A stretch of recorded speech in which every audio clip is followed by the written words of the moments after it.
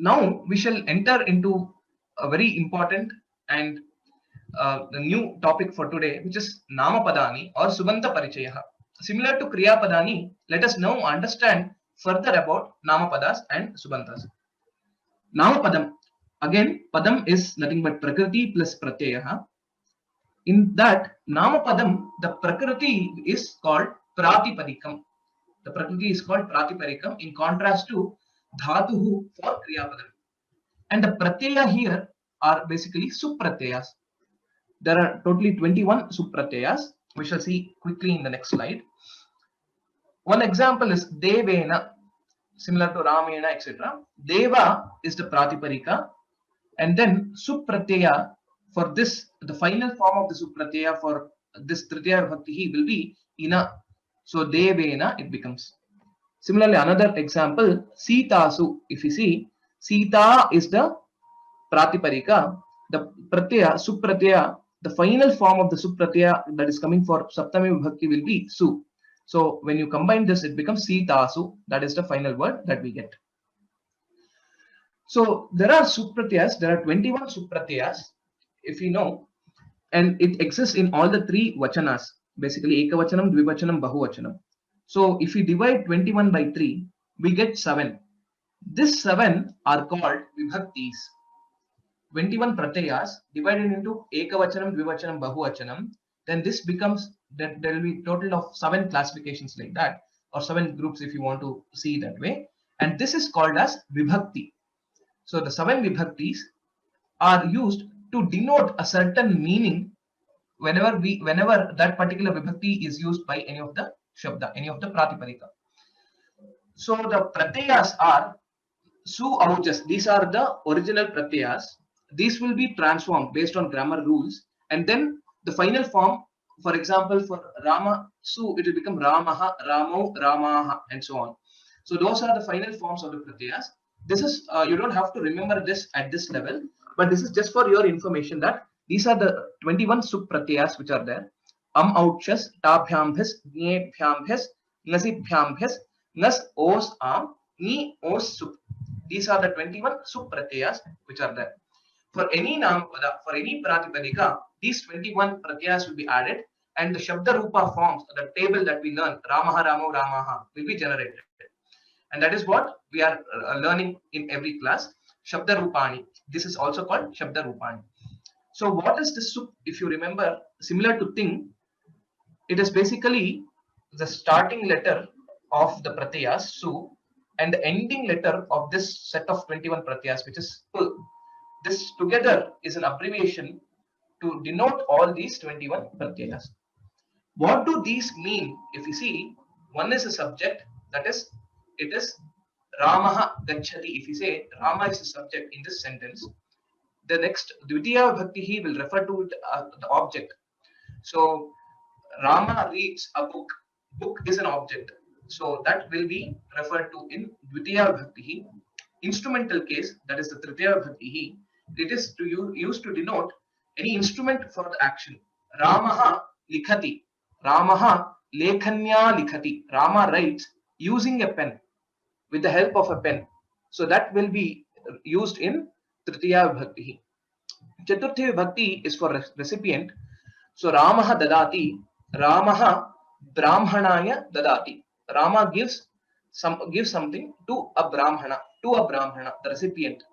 Brahmana will be in Chaturthi Bhakti, Brahmanaya. Panchami is used to show a separation between two objects. So you have a tree, Vrikshaha asti, Phalam asti, Phalam patati, the fruit falls from where? From the tree. Vrikshat Phalam patati. Vrikshat is in Panchami Vibhakti. Now, Shashti Vibhakti is relation. So this is basically to say this belongs to this person, or Dasharathasya putraha Ramaha, son of Dasharatha. So of the relation is there, that is used to Shashti Vibhakti is used to depict that Dasharathasya. And Saptami Vibhakti location, this is in general used for time or location. So aham Bharate Bharate nivasami. I live in India. Bharate nivasami. Nivasami, live. Aham, so Uttama Purusha, nivasami. Aham nivasami. Aham Bharate nivasami. So that is the Saptami Vibhakti. In general, you can think that outside this Prathama, Dvitiya Vibhakti, the other Vibhaktis, you can also think it as prepositions in English, on top of, in, with, etc. Whatever we use in English with separate words, those are already embedded in the words that is in the final form of the Shabda Rupa. And hence, in Sanskritam, that is the beauty of Sanskritam, even if you change the order of the sentence, Gachati Ramaha, Ramaha Gachati, there is no difference. But in English, Rama goes Rama. Will the if we change the order of the sentences, words, the sentence will not give the correct meaning. So that is the advantage of Sanskritam, because all this preposition or whatever other information that is needed is already embedded inside these words. So that is the importance of these vibhaktis. So with that, we will see quickly for the Rama Shabda how these meanings are actually being used, and we will be able to understand it in a much better fashion. So Prathama Bhakti, Ramaha Ramam Ramaha, one Rama, two Ramas, and many Ramas. So one Rama goes like Ramaha Gachati, Ramo Gachataha, Ramaha Gachanti. Now you can correlate why I said for Prathama Purusha, any Shabda, Prathama Vibhakti we can make use of according to the number. Ramaha Ramo Ramaha, Gachati Gachataha Gachanti. Because this is the subject or the Karta, the person who is doing the action. Now, Sambodhana Prathama Vibhakti is nothing but addressing, vocative case. Hey Rama, to call someone or to address someone. Hey Rama, please protect me. Pahi Mam, etc. So, Hey Ramo, Hey Ramaha. The Dvitiya Bhakti is object too. You can think, I give the book to Rama, for example, or Rama kills Ravana, the object of the Kriya, whatever is there, that will be Dvitiya Bhakti. Ramam, Ramau, Raman. Similarly, Ramena, Ramabhyam, Ramaihi, Ramaya, Ramabhyam, Ramebhyaha, for a Rama, for two Ramas, and for many Ramas. Ramat, Ramabhyam, Ramebhyaha, Ramasya, Ramayoho, Ramanam, Rame, Ramayoho, Rameshu. So, Rame, Rame Santi, Bahavo Gunaha. In Rama, there are many qualities. Rame, in Rama, Santi, there are, okay, qualities. Gunaha Santi. Rame Gunaha Santi. We will just take a simple sentence to understand how it is. So, in this way, the meaning of certain other peripheral words or auxiliary words, or basically any of the pronouns, sorry, not pronouns, prepositions, are already there in this vibhakti. These words, whichever are ending with sup pratyayas, are called subanta, sup anta, similar to ting anta, sup anta. Okay, these words are ending with sup pratyayas. That is what it denotes. And subantas are basically now you will be able to picture it well. Like the Shabda Rupani, what we have seen, are generated based on these 21 pratyayas, sup pratyayas, and each vibhakti is having a particular meaning to it, associated with it. And whenever we use this in sentences, we will be able to get the meaning out of it based on this. Okay. So one such example where all the vibhaktis of Rama Shabda is used is this shloka. Similar to our Prathana shloka, Gurureva Gatihi. If you remember, I had told that in one of the previous class. So if you see, Ramaha Rajamanihi Sada Vijayate, Ramam Ramesham Bhaje, Ramena Bhihata Nishachara Chamuhu, Ramaya Tasmai Namaha, Ramat Nastik Parayanam Parataram, Ramasya Dasosmiham, Rame Chittalayaha Sada Bhavatume, Bho Rama Mamuddhara. So these are the vibhakti words that we have seen. Ramaha Rajamanihi, Ramaha Kaha, Ramaha Rajamanihi, Ramaha Kim Karoti, if you ask a question, Ramaha Sada Vijayate, he always wins, or let him be always victorious. Next, Ramam Bhaje, aham bhaje. If you remember here, bhaje is uttama purusha ekavachanam. Though there is no word aham, it is intended that aham is used here. Aham ramam bhaje. Now I can ask a question. Kidrisham ramam bhaje. What kind of Rama should I go to, or should I um, contemplate upon? Then it is Ramesham, Ramaya Isha. So it is basically Sita Pati. We can think in that way. Ramesham bhaje. Ramam Ramesham bhaje. Similarly, Ramena Abhihata Nishachara Chamuhu. So all the Rakshasa Kula was killed or destroyed by Rama. By Rama. So by, he was the instrument to kill all. So Ramena. Ramaya Tasmai Namaha. I bow to, or my salutations to that Rama. Ramaya. Raman Nasti Parayanam. There is no one beyond Rama. Ramat, no one other than Rama. Ramasya Dasosmyaham. I am the servant or slave of Rama. Okay, Dasa of Rama. Rame Chittalayaha Sada Bhavatu. Let my mind always be in Rama, contemplating upon Rama. Rame Bhavatu. Bho Rama, hey Rama, Ma Uddhara. Please protect me. Uddhara, if you see, Bho Rama, you're referring to Rama as if he is standing in front of us. So we will have to use Madhyama Purusha.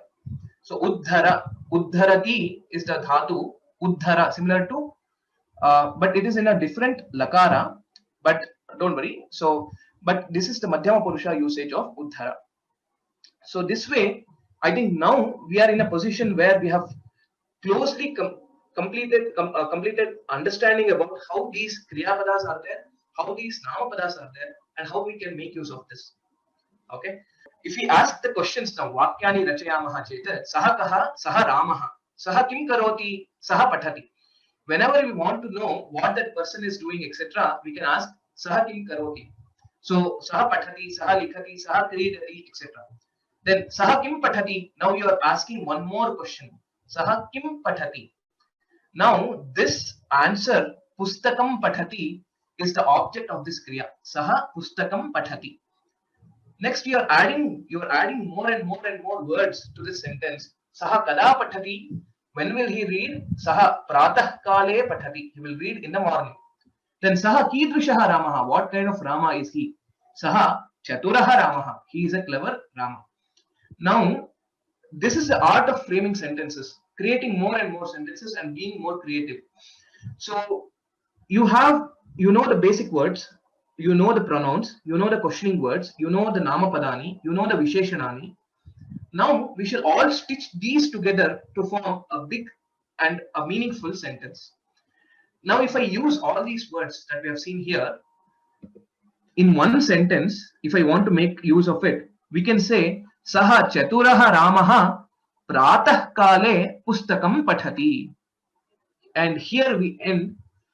That is to say, from Saha Ramaha to Saha Chaturaha Ramaha Pratah Kale Pustakam Pathati, we have come to this level to frame the sentence. So that is the journey which we have done so far. And to dissect this and to understand this sentence first, how do we understand? Now we can start reading some of the words, some of the sentences in say any of the Sanskritam magazine or Sanskritam blog or any of the book per se. How do we understand the sentence? If we ask a question, first, this is the way, in the order in which we'll have to try to understand it. First, we'll have to identify the Kriya Padam. Pathati is the Kriya Padam. Okay, this is the Kriya Padam, the verb. Next, we'll see what is the direct connection of any of the word for this Pathati. That is the doer of the action or the Karta, the Nama Padam, Ramaha Pathati. Kartrapadam, you can think it as Kartrapadam. I shall update it as well. Next, you can go to the next step. Identify what is he reading. Ramaha Pustakam Pathati. This becomes the Karma Padam. In general, any sentence you take, these three should be there or will be there. So, Karta, Karma and Kriya. Based on the Kriya Pada, a Karma Pada may exist or may not exist. That is a possibility that we shall understand further in the upcoming classes. Don't worry about it. Next, moving forward again, Next it becomes, we add one more pronoun to it, the Sarvanama, Saha Ramaha Pustakam Pathati. Understand it. Now you are able to get the meaning out of it. Next you use an adjective to Rama. You say Saha Chaturaha Ramaha Pustakam Pathati. Now you add one more information to this sentence by saying at what time or when is he reading it. So Samaya Vachaka, you're just saying that Pratah Kale Pathati, he reads in the morning. Instead of Samaya Vachaka, we can also have a location. Saha Shalayam Pathati, he reads in the school. Shalayam Pathati, the Saptami. Now if you see which vibhakti each word is and which vachana, I have used this notation as 1.1. For Namapada, it will be Vibhakti and Vachana. For Kriyapada, it will be Purusha and Vachana. If you see, all are related words and hence all of them are in Ekavachanam only. Pathati, Ramaha, Saha, Chaturaha, Pustakam. Don't worry about this. So this Saha, Chaturaha, Ramaha, Pathati. All these are in Ekavachanam. Next, Saha, Chaturaha, Ramaha are all interrelated. And hence they are all in the same vibhakti of Prathama vibhakti. Karma padam is denoted by Dvitiya vibhakti and hence it is Dvitiya vibhakti. Pustakam pustake pustakani. Again in Dvitiya vibhakti it is Pustakam pustake pustakani. So the second Dvitiya vibhakti pustakam is the word which is correct, present here. And Pratah Kale, the one which depicts about the time, at what time or in what location, will be in Saptami vibhakti. And hence this here it is Pratah Kale will become Saptami Vibhakti. So try to get accustomed with this notation of 1.1 etc. so that it is easy for you to note which word is in which Vibhakti and which Vachana. That is very much required when we want to understand the meaning of any sentence. I hope this is clear so far whatever we have learned. Okay, so with that I will end today's class. Dhanyavadaha. Namo Namaha. If you have any questions, please write to raghu.pyoma@gmail.com.